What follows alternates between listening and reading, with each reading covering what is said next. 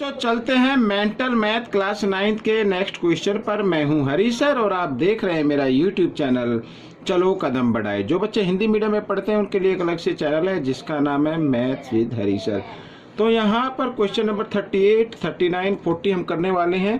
ठीक है, ज़्यादा क्वेश्चन मैं नहीं लेता हूँ क्योंकि वो वीडियो ज़्यादा लंबी हो जाती है और इसको मैं पार्ट में डिवाइड कर दूंगा ताकि आप लोग अगर YouTube पे सर्च करना पड़े तो पार्ट से वो आ जाए। ठीक है, तो आइए करना शुरू करते हैं। तो यहाँ पर फर्स्ट क्वेश्चन हम रीड कर लेते हैं, मीन्स 38 जो हम करने वाले हैं। लिखा a solid cylinder is melted, एक सिलेंडर है उसको मेल्ट किया गया and cast into a cone of same radius, यानी कोन में उसको कन्वर्ट कर दिया गया है और दोनों की सिलेंडर की और कोन की रेडियस सेम है। Then what is the ratio of their height of the cone and cylinder, तो कोन एंड सिलेंडर की हाइट का हमें रेशो फाइंड आउट करना है। आइए करना शुरू करते हैं। तो यहाँ पर बच्चों देखिए सॉल्यूशन 38 है यहाँ पर ये।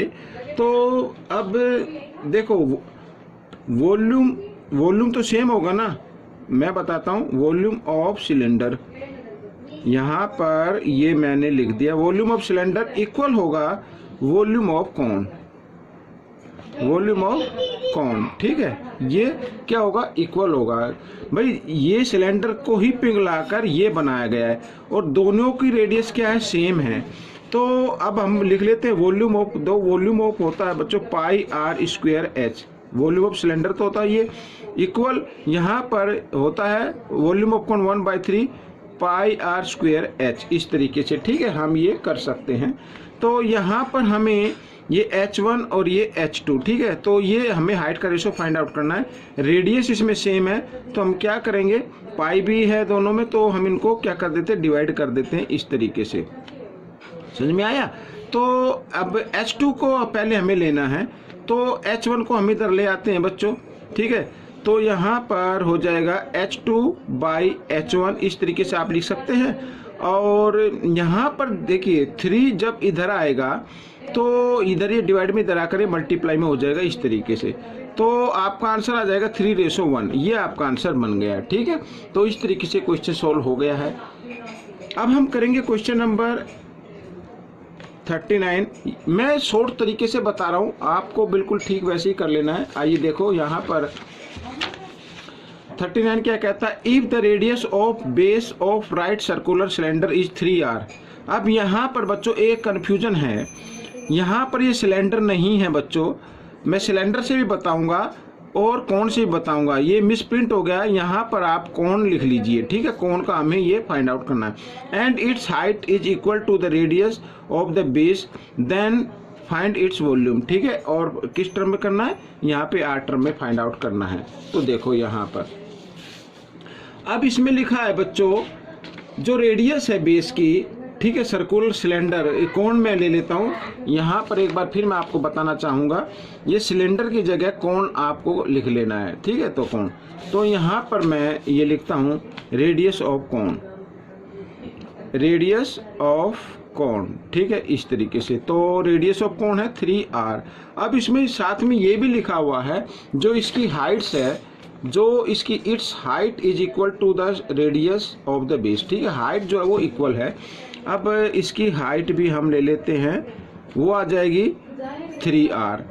ठीक है, हाइट इक्वल है रेडियस के।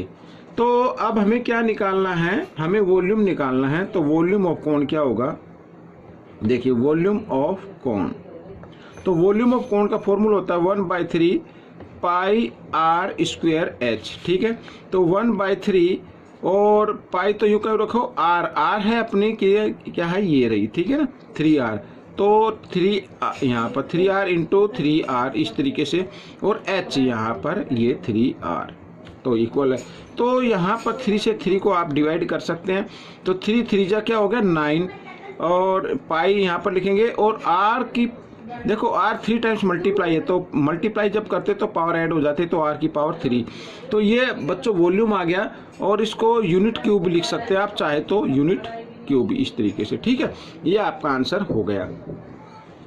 अब मैं आपको बताता हूं, अगर यहाँ पर कोण की जगह, जैसे कि आपके मेंटल मैथ में गिवन है सिलेंडर, अगर सिलेंडर होता तो फिर क्या होता, ये 3 1 3 तो आता नहीं, तो 3 3 जा 9, 3 जा 27, तो 27 आ जाता, ये हट जाता भाई। ये अगर ये हट जाए पाई आर स्क्वायर एच, ये तो सिलेंडर का हो गया ना वॉल्यूम, तो फिर ये हट जाता, तो फिर 3 3 जा 9, 3 जा 27, तो 27 पाई आर क्यूब हो जाता। ठीक है, आप देख लीजिए ये वैसे। क्वेश्चन नंबर 40 हम करते हैं। यहाँ पर लिखा if the volume of two cones are in ratio 1:4 and their diameter are in the ratio 4:5, then find the ratio of their heights. तो हाइट का रेशो फाइंड आउट करना है। आइए करना शुरू करते हैं। तो यहाँ पर बच्चों मैं आपको इसमें से थोड़ा सा दिखाना चाहूँगा और मैं इसमें करता भी चाहता हूँ इस तरीके से। तो सॉल्यूशन हम 40 कर रहे हैं। तो यहाँ पर रेशो गिवन है बच्चों कौन का, ठीक है। तो यहाँ पर मैं लिख देता हूँ वॉल्यूम ऑफ फर्स्ट कौन, तो और बाई इसको भी हम रेशो में लिख लेते हैं वॉल्यूम ऑफ सेकंड कौन, इस तरीके से। तो रेशो इसका है 1:4, ठीक है, ये लिख दिया। अब फॉर्मूला होता क्या है वो हमें लिख लेना है। देखो फॉर्मूला होता है 1/3 पाई आर स्क्वायर एच, और यहाँ भी 1/3 पाई आर स्क्वायर एच। तो हमें हाइट का रेशो फाइंड आउट करना है, तो इसलिए हम रख देते हैं, और ये 1 और ये भी 2, ठीक है। अब और वो जो उसका ये दिया ना रेशो, इसको हमें इक्वल रखना है। अब सबसे पहले यहाँ पर देखिए आगे लिखा है the diameter are in the ratio. जो डायमीटर है यानी D1 और D2 वो रेशो में है बच्चों 4:5 में है, ठीक है। अब हमें रेडियस फाइंड आउट करनी है, डायमीटर से तो नहीं होगा ना, तो रेडियस। अब रेडियस क्या होती है मैं आपको बताता हूँ। अगर डायमीटर को 2 से डिवाइड कर दिया जाए तो क्या बन जाती है, रेडियस बन जाती है। यहाँ पर ये जो डायमीटर सेकंड है इसको भी अगर हम 2 से डिवाइड कर दें तो क्या बन जाएगी, रेडियस बन जाएगी। अब बच्चों देखो हम इसको लिख सकते हैं इस तरीके से D1/2 और इंटू का साइन इसको हम इधर ले आते हैं तो ये रेसिप्रोकल में हो जाएगा इस तरीके से 2/D2। तो 2 से 2 कट गया तो कुल मिला के हमारे D1/D2 ये आ गया, ठीक है, इस तरीके से।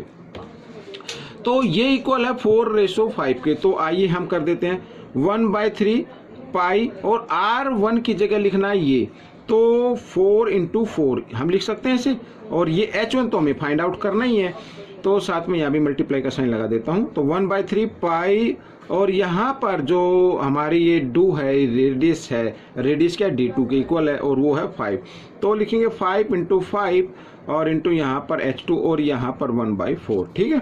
तो 1/3 से पाई से 1/3 पाई कट गया, और 4 जो होता है बच्चों 16, और H1 और यहाँ पर 5 जो होता है 25, H यहाँ पर ये बच्चों आ गया 2। तो मैं इसको पेन थोड़ा ये फिनिश हो गया है, तो 1/4। तो इस तरीके से मैं आपको बताना चाहता हूँ। और 1 मिनट पेन में देख लेता हूँ बच्चों, 1 मिनट। तो बच्चों यहाँ पर ये थोड़ा सा वो हो गया था, इंटरप्ट हो गया था, तो मैं इसके लिए माफ़ी चाहता हूँ। तो 1/4 हम इस तरीके से लिख लेंगे, ठीक है। हमें H1 देखो H2 का करना है, तो जब ये 16 और 25 को मैं इधर लेके आऊँगा, ये इधर ये मल्टीप्लाई की फॉर्म में, तो इधर ये आके इस कुछ इस तरीके से हो जाता है। ये देखिए H1/H2 और 1/4, और यहाँ पर ये हो जाएगा 25 तो चला जाएगा ऊपर और 16 आ जाएगा नीचे, इस तरीके से, ठीक है। तो आइए 25 बन जाए 25 और 16 हो जाए 64। तो आपका जो रेशो आया है हाइट का वो 25:64 आ गया बच्चों। तो ये क्वेश्चन सोल्व हो गया, ठीक है। तो मिलते हैं अगले पार्ट में, तब तक के लिए आप प्रैक्टिस करते रहें, और thanks for watching my videos.